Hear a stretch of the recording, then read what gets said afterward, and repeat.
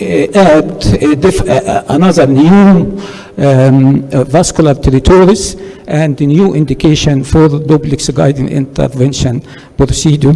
And thank you for your patience with me.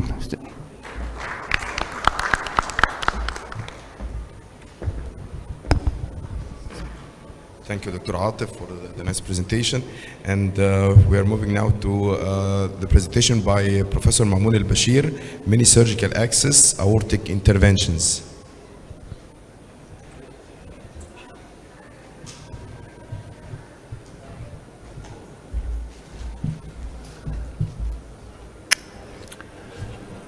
Thank you very much. There's a slight change in the title. It's actually, sorry, let me go back. Transverse minilabarotomy aortic surgery. So this is a sort of another way of doing aortic surgery, be it occlusive disease or aneurysmal surgery, through a small transverse abdominal wounds. And it's quite an interesting thing that I got interested in a few years ago, and for a while I've practiced this procedure because of the liberty of case selection, where I had the large volume of cases, especially with occlusive disease, that you can select of them. I have to say, over the last few years, because of the advent of CRAB and all the other interventional things, the case volume have lessened a lot less. So in background, aortic interventions can be either endovascular, open, and the open interventions might be classical or minimally invasive. Laparoscopic surgery, aortic surgery, have gone through a bit of an advancement in the late 90s, especially with the French group, and then because of the advent of interventional processes, it sort of died down and disappeared from practice. The classical surgery for an aortic intervention is this. It's a very long incision. However, with like everything in life, mini is very fashionable, and we're moving to mini access, small incisions in everything in life, and aortic surgery is also one of them.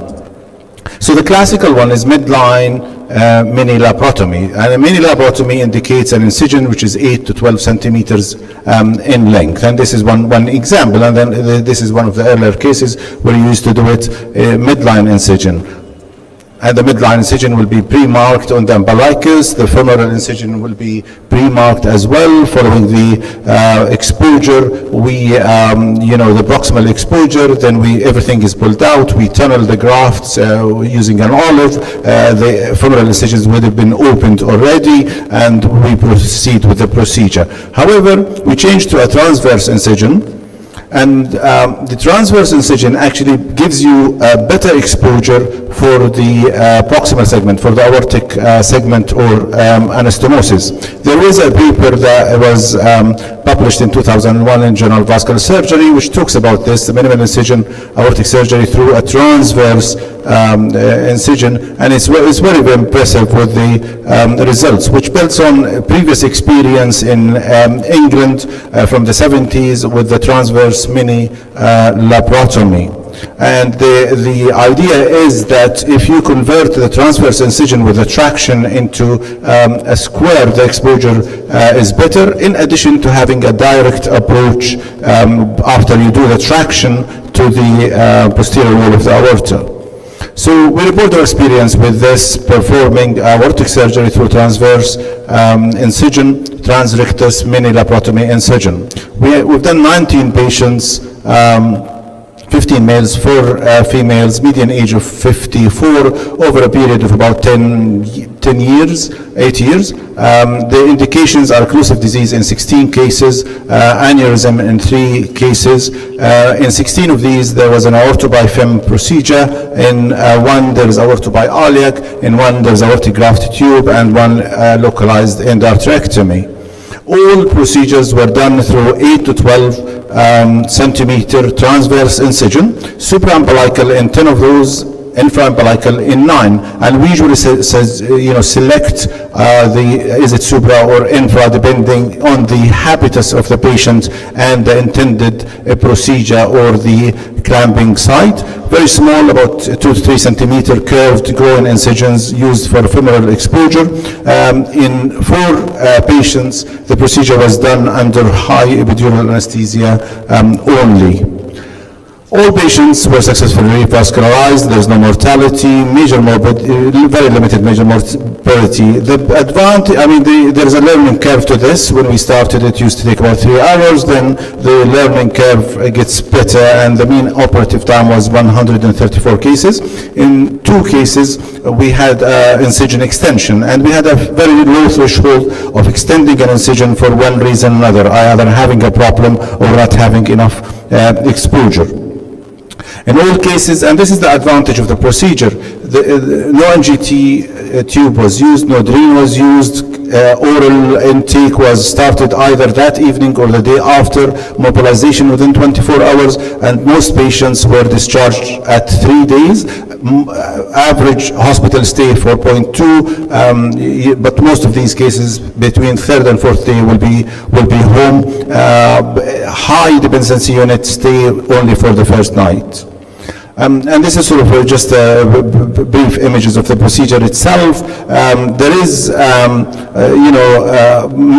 different ways of doing the traction. We started with using the Balfour, then the OmniTrack, then we designed our own retractor, which is a ring-like, and you insert into an incision with abdominals all around it to push away the bowel from the field. And this only works in reasonably thin patients. So in obese patients, I do not advise it because of the depth of the field. So an appropriate body habitus will be appropriate for this. And once you've done the proximal graft anastomosis, everything is pulled out. Then we tunnel from the femoral retrograde using hand inside. It's like hand-assisted laparoscopy.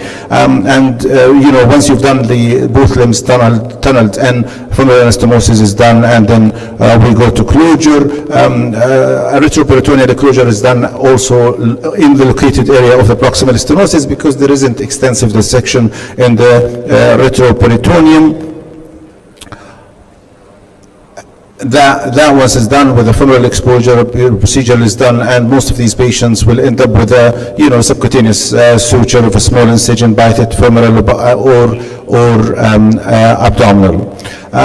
The reason our volume has decreased with this, as I said, because of the advent of the CRAP technique and all the interventional new interventional methods. So the pool of patients that you select from is less and less. We're doing less aortobiFEMs, as everybody is aware these days, aneurysmal disease as well. Most of it goes EVAR, and even occluded aortas and complex aortic occlusions, iliac occlusions will be treated by other methods. So I do not think this is a procedure that will be used a lot in the future. It's been a great experience to use it, and I found it for the patients to be very beneficial. And every now and then on follow-up I get one of my older patients that have done, and you can hardly believe they had aortic surgery because there are almost no incisions, and they're very small incisions, be it in the abdomen or the femoral. In conclusion, minilabarotomy is a safe aortic intervention, technically feasible. It offers shorter hospital stay and early return to function, and however the threshold for conversion should be low as well. And I remind you again, with our procedure, most things happen because of good planning, and the same applies here for this case. Thank you.